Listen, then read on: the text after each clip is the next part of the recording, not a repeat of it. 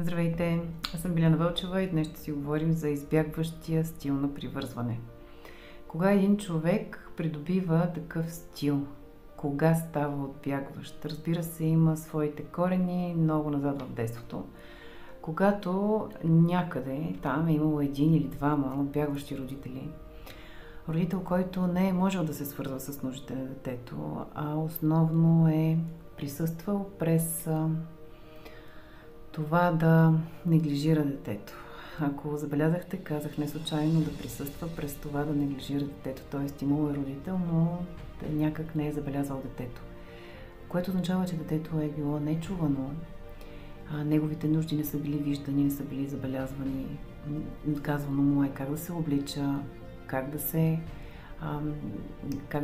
държи в обществото. Разбира се, това са ценности, които придобиваме, но когато имаме неглижиране, много често тук детето се затваря в един свой свят.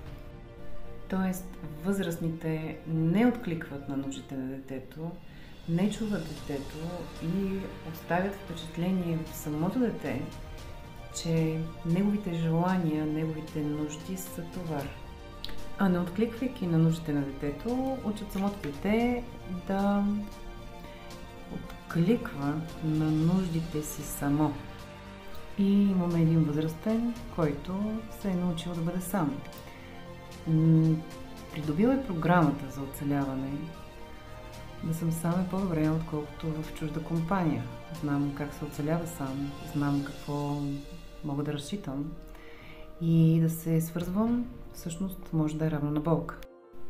Обикновено такъв стил на привързване, избягващ стил на привързване, много често се свързва с тревожния стил на привързване, за който ще говоря в друго видео.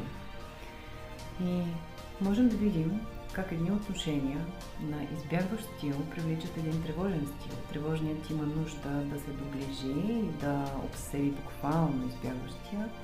И в началото тази връзка и тази комбинация може да бъде много приятна и много сякаш сме един за друг, но в дългосрочен план кара избягващия да бяга още повече, а тревожният да става още по-обсебващ.